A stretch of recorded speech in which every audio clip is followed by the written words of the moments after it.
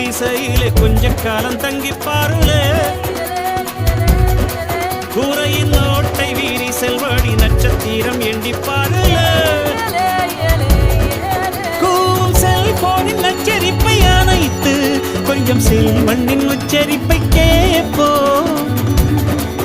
வெறும் காலில் செருப்பின்று நடந்து மண்ணோடு பேசிக்கொண்டு போவோம் மழலைகளாவோ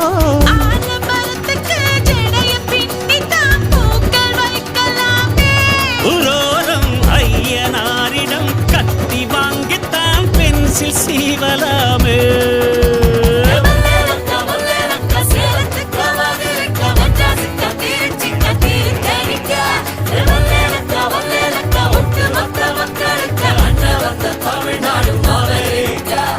காவிரி யாரும் கை குத்தல் அரிசியும் மறந்து போ